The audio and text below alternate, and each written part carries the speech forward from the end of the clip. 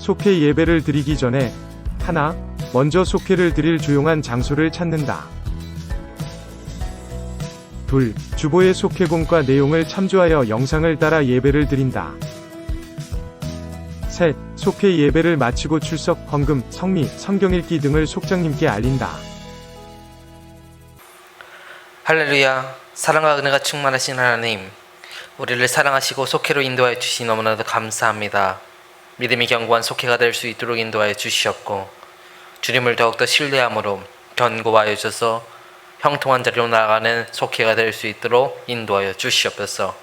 때때로 힘든 일, 어려운 일이 있을지라도 날마다 주님을 찬양하며 주님을 사랑하는 속회가 될 수 있도록 인도하여 주시옵고, 죽어도 주님의 영광을 위하여서, 살아도 주님의 영광을 위해서 살며 주님과 늘 동행하면서 감사와 기쁨 속에 거하게 하여 주시옵소서. 사랑의 주님, 오늘도 저희 각 속도원들의 삶의 자리를 붙들어 주시옵소서. 서로가 서로에게 믿음의 본이 될 수 있도록 이끌어주는 속회가 될 수 있도록 인도하여 주시옵고, 주님의 말씀을 온전히 믿으며 세상에서도 빛과 소금으로서 각 속도원의 직분을 감당하게 하여 주시옵소서. 더욱이 저희를 말씀으로 이끄시는 담임 목사님이 영적 충만함을 따라 온 속회와 속도원들이 하나님을 기쁘시게 하는 삶을 살아갈 수 있도록 인도하여 주시옵고, 전하여지는 모든 말씀을 통하여서 주님의 참된 계획과 뜻을 온전히 깨달아 믿음이 더욱 더하여지는 속회가 되도록 인도하여 주시옵소서. 오늘도 이 시간 속회공과에 함께할 때 저희의 마음을 열어주시옵고, 주님의 능력이 임하여지는 시간 될 수 있도록 인도하여 주시옵소서. 예수님의 이름으로 기도드렸사옵나이다. 아멘. 함께 말씀 봉독하겠습니다. 오늘 보실 말씀은 이사야서 52장 13절에서 53장 12절까지의 말씀입니다. 보라, 내 종이 형통하리니 밭으로 높이 들려서 지극히 존귀하게 되리라. 전에는 그의 모양이 타인보다 상하였고 그의 모습이 사람들보다 상하였으므로 많은 사람이 그에 대하여 놀랐거니와, 그가 나라들을 놀라게 할 것이며 왕들은 그로 말미암아 그들의 입을 봉하리니, 이는 그들이 아직 그들에게 전파되지 아니한 것을 볼 것이요 아직 듣지 못한 것을 깨달을 것임이라. 우리가 전한 것을 누가 믿었느냐? 여호와의 팔이 누구에게서 나타났느냐? 그는 주 앞에서 자라나기를 연한 순 같고 마른 땅에서 나온 뿌리 같았어 고운 모양도 없고 풍채도 없은즉 우리가 보기에 흠모할 만한 아름다운 것이 없도다. 그는 멸시를 받아 사람들에게 버림받았으며 간고를 많이 겪었으며 질고를 아는 자라. 마치 사람들이 그에게서 얼굴을 가리는 것 같이 멸시를 당하였고 우리도 그를 귀히 여기지 아니하였도다. 그는 실로 우리의 질고를 지고 우리의 슬픔을 당하였거늘 우리는 생각하기를 그는 징벌을 받아 하나님께 맞으며 고난을 당한다 하였노라. 그가 찔림은 우리의 허물 때문이요 그가 상함은 우리의 죄악 때문이라. 그가 징계를 받음으로 우리는 평화를 누리고 그가 채찍에 맞음으로 우리는 나음을 받았도다. 우리는 다 양 같아서 그릇 행하여 각기 제 길로 갔거늘 여호와께서는 우리 모두의 죄악을 그에게 담당시키셨도다. 그가 곤욕을 당하여 괴로울 때에도 그의 입을 열지 아니하였음이여 마치 도수장으로 끌려가는 어린 양과 털 깎는 자 앞에서 잠잠한 양같이 그의 입을 열지 아니하였도다. 그는 곤욕과 신문을 당하고 끌려갔으나 그 세대 중에 누가 생각하기를 그가 살아있는 자들의 땅에서 끊어짐은 마땅히 형벌받을 내 백성의 허물 때문이라 하였으리요. 그는 강포를 행하지 아니하였고 그의 입에 거짓이 없었으나 그의 무덤이 악인들과 함께 있었으며 그가 죽은 후에 부자와 함께 있었도다. 여호와께서 그에게 상함을 받게 하시기를 원하사 질고를 당하게 하셨은즉 그의 영혼을 속건제물로 드리기에 이르면 그가 씨를 보게 되며 그의 날은 길 것이요 또 그의 손으로 여호와께서 기뻐하시는 뜻을 성취하리로다. 그가 자기 영혼에 수고하는 것을 보고 만족하게 여길 것이라. 나의 의로운 종이 자기 지식으로 많은 사람을 의롭게 하여 또 그들의 죄악을 칭히 담당하리로다. 그러므로 내가 그에게 존귀한 자와 함께 몫을 받게 하며 강한 자와 함께 탈취한 것을 나누게 하리니, 이는 그가 자기 영혼을 버려 사망에 이르게 하며 범죄자 중 하나로 헤아림을 받았음이니라. 그러나 그가 많은 사람의 죄를 담당하며 범죄자를 위하여 기도하였느니라. 아멘. 오늘 본문은 이사야서의 클라이막스 여호와의 종의 노래입니다. 고난받는 종, 우리를 위해서 대신 고난을 받으러 오신 메시아. 이것은 굉장히 독특한 개념입니다. 어떤 종교에도 있을 수 없는 그러한 개념이기 때문인 것입니다. 죄는 없어지지 않습니다. 그래서 불교에서는 한 번 지은 죄는 영원히 사라지지 않는다라고 말합니다. 한 번 지은 카르마, 우리의 업은 100천만 겁의 시간이 지나도 없어지지 않는다는 것입니다. 그러나 우리 예수님께서는 없어질 수 없는 그 죄를 없애기 위하여서 이 땅에 오셨습니다. 이것을 우리가 사실로 받아들이고 그 사실을 인정할 때 우리에게는 놀라운 역사가 일어나게 됩니다. 내 죄값을 그가 치르셨다는 것을, 이것을 믿을 때 우리의 모든 죄가 사라지게 되기 때문인 것입니다. 그러므로 고난받는 종이 하시는 일을 오늘 다시 한번 살펴보시면서 우리가 어떻게 구원받는지에 대해서 다시금 알아보는 시간을 가지고자 합니다. 첫 번째, 고난받는 종은 흔들림 없이 하나님의 목적을 향해서 나아가게 됩니다. 오늘 보면 14절에서는 이렇게 말하고 있습니다. 전에는 그의 모양이 타인보다 상하였고 그의 모습이 사람들보다 상하였으므로 많은 사람이 그에 대하여 놀랐거니와 그가 나라들을 놀라게 할 것이며 왕들은 그로 말미암아 그들의 입을 봉하리니 이는 그들이 아직 그들에게 전파되지 아니한 것을 볼 것이요 아직 듣지 못한 것을 깨달을 것임이라. 사람들은 놀랄 것임입니다. 어떻게 메시아가 고난을 받을 수가 있는가? 어떻게 메시아가 이렇게 올 수가 있는가? 전능하신 하나님이 어떻게 고난받을 수가 있겠습니까? 어떻게 인간의 자리에서 침뱉음을 받을 수가 있겠습니까? 우리는 이것을 이해할 수가 없습니다.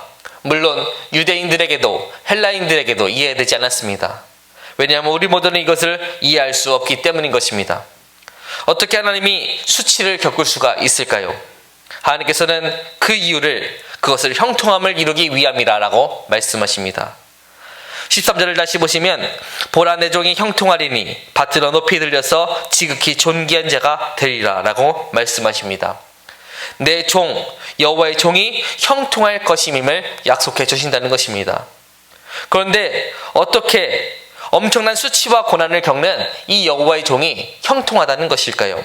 바로 이것은 세상의 형통과는 다른 하나님의 형통이기 때문인 것입니다. 세상이 말하는 형통의 의미는 온갖 일이 뜻과 같이 잘되고 번영하는 것을 나타냅니다. 목적한 바를 이룬다는 성공의 의미를 담고 있습니다. 이것은 타종교에서 말하는 운수대통인 것입니다. 하지만 그리스도인의 형통은 운수대통과는 다릅니다. 바로 그분의 목적이 이루어지는 것이 바로 형통이기 때문인 것입니다. 하나님이 말씀하시는 형통이란 무엇일까요? 빌립보서 2장 9절에서 11절에서는 이렇게 말하고 있습니다. 이러므로 하나님이 그를 지극히 높여 모든 이름 위에 뛰어난 이름을 주사 하늘에 있는 자들과 땅에 있는 자들과 땅 안에 있는 자들로 모든 무릎을 예수의 이름에 꿇게 하시고 모든 입으로 예수 그리스도를 주라 시인하여 하나님 아버지께 영광을 돌리게 하셨느니라. 고난이 없어서 형통한 것이 아니라는 것입니다. 메시아가 이 땅에 오셔서 대신 고난을 받으심으로 그 고난을 통하여서 우리의 죄가 없어지는 놀라운 상태가 일어나는 것, 이것이 바로 형통한 것이라는 것이죠. 그러므로 형통한 자리는 좌로나 우로나 치우치지 않고 오직 여호와께서 주신 그 땅을 향해서 걸어가는 것을 말하는 것입니다. 그러므로 오늘 이 자리에 함께 하시는 여러분들께서는 주님이 주신 하나님의 형통을 따라서 온전히 전진하시는 여러분들이 되시기를 바라겠습니다. 길 대신 예수 그리스도만 따라가고 믿음의 주요 온전케 하시는 예수 그리스도를 목표로 해서 전진할 때만 우리는 형통할 수가 있습니다. 물질도 볼 것 없고 명예도 볼 것 없습니다. 오직 치우치지 않고 여호와께서 주시는 땅을 향해서 믿음으로 전진하면 우리는 형통함을 받을 수 있게 될 것입니다. 이 말씀 기억하셔서 주님이 말씀하시는 온전한 형통의 자리로 하나님의 형통을 따라 나아가시는 여러분들이 되시기를 바라겠습니다. 두 번째, 고난받는 종은 우리를 위해서 대신 멸시받고 고난받습니다. 오늘 이사야서는 그분이 오실 때 이런 모습이라고 말씀하고 있습니다. 그는 주 앞에서 자라나기를 연한 춘 같고 마른 땅에서 나온 뿌리 같아서 고운 모양도 없고 풍채도 없은즉 우리가 보기에 흠모할 만한 아름다운 것이 없도다. 대단한 모습으로 오시는 것이 아니라는 것입니다. 풍채도 없고 모양도 없는 그러한 사람으로 온다는 것입니다. 실제 예수님의 모습을 조사한 사람들 또한 예수님이 이러한 모습으로 오셨다라고 말하고 있습니다.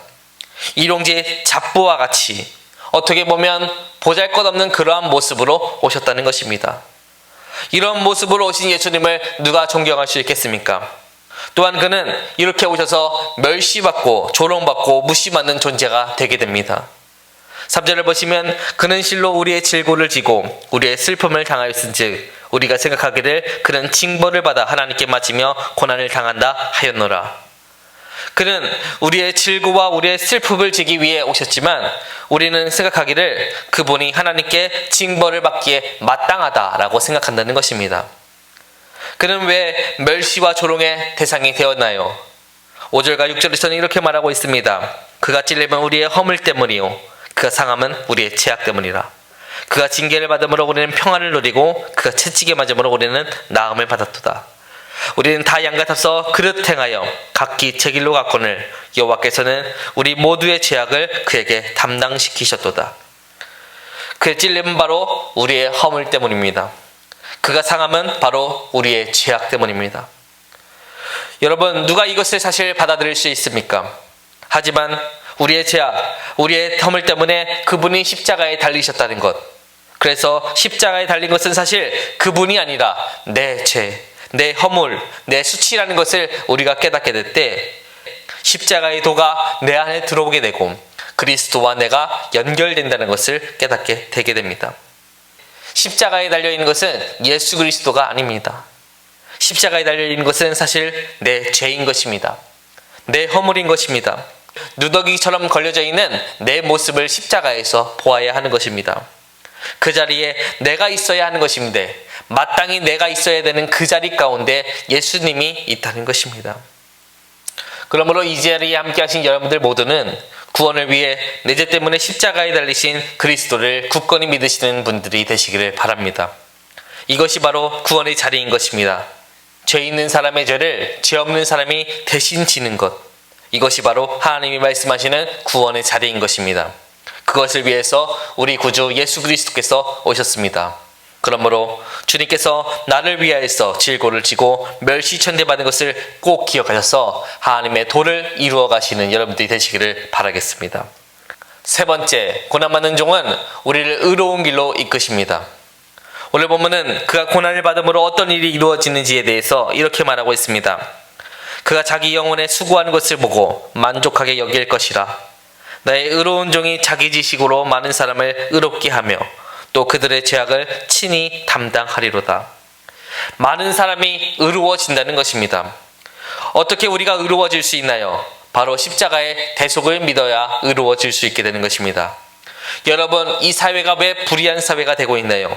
대속의 개념을 부인하고 있기 때문인 것입니다. 대속을 받아들이지 않고 있기 때문인 것입니다. 그리스도께서는 우리 모두를 의롭게 하십니다. 왜냐하면 용서하셨기 때문인 것입니다. 이러한 개념을 우리가 거부하고 있기 때문에 우리는 점점 더 악한 세상을 만들어가고 있습니다. 12절을 보시면 그러므로 내가 그에게 존귀한 자와 함께 몫을 받게 하며 강한 자와 함께 탈취한 것을 나누게 하리니 이는 그가 자기 영혼을 버려 사망에 이르게 하며 범죄자 중 하나로 헤아림을 받았음이니라. 그러나 그가 많은 사람의 죄를 담당하며 범죄자를 위하여 기도하였느니라. 여러분, 우리가 이것을 믿을 때, 하나님께서 우리의 죄를 사해 주셨다는 것을 믿을 때, 그리스도가 우리의 질고를 대신 지셨다는 것을 믿을 때 우리는 그리스도와 함께 몫을 나누어 받는다라고 말하고 있습니다. 십자가와 함께 죽음으로 부활의 몫을 받게 되었다는 것입니다. 바로 주님께서 허락하셨기 때문에 우리가 받을 수 없는 것을 유업으로 받았다는 것입니다. 그렇기 때문에 우리에게 주어진 사명이 있습니다. 그것은 우리가 더욱더 의로운 길로 나아가야 한다는 것입니다. 많은 사람의 죄를 우리 자신도 담당하면서 범죄자를 위하여서 기도할 수 있는 자가 되어야 한다는 것입니다. 메시아를 경험한 사람은 메시아가 기름받은 것처럼 우리도 성령으로 기름 부음받아 메시아적 소명을 감당해야 한다는 것입니다. 메시아는 멀리 있지 않습니다. 우리와 함께 계십니다. 그렇기 때문에 메시아에게 주어진 사명을 우리가 온전히 받들면서 나아갈 때 우리는 예수 그리스도와 같은 삶을 살아갈 수 있게 됩니다. 그렇게 살아가는 사람을 우리는 메시아적 소명을 가진 사람이라고 말하게 된다는 것입니다. 그것이 우리 그리스도인들에게 주어진 소망인 것입니다. 그러므로 오늘 이 자리에 함께 하신 여러분들 모두께서는 주님이 주신 소명을 받아서 그것을 이루기 위해서 끝까지 사명을 다하시는 여러분들이 되시기를 바라겠습니다. 이 시간 찬송가 352장 함께 찬양하신 후에 주기도문으로 속회공가를 마치도록 하겠습니다.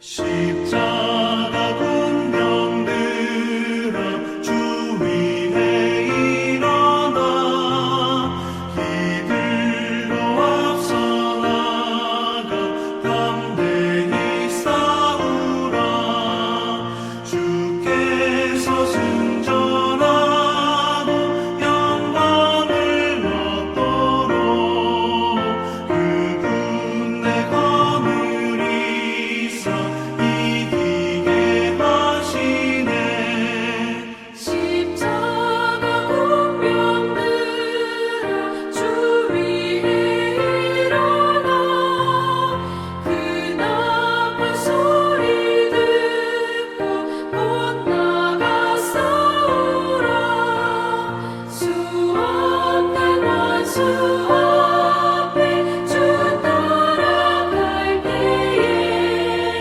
주 예수 힘을 주사 강하게 하시네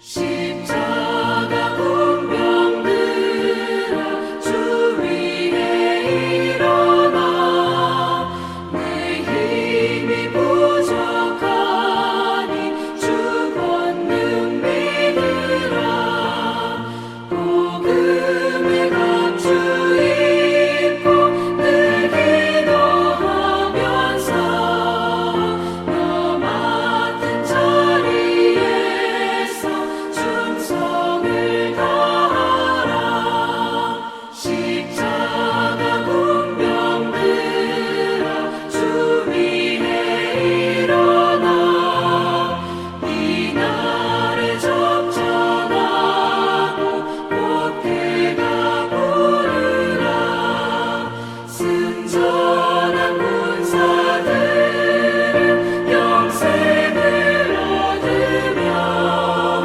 영광의 주와 함께 왕노릇하리라 아멘.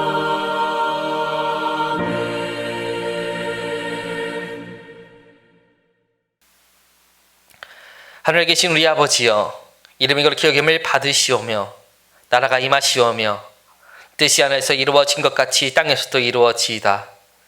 오늘 우리에게 일용할 양식을 주시옵고 우리가 우리에게 죄 지은 자를 사하여 준 것 같이 우리 죄를 사하여 주시옵고 우리를 시험에 들게 하지 마시옵고 다만 악에서 구하옵소서. 나라와 권세와 영광이 아버지께 영원히 있사옵나이다. 아멘.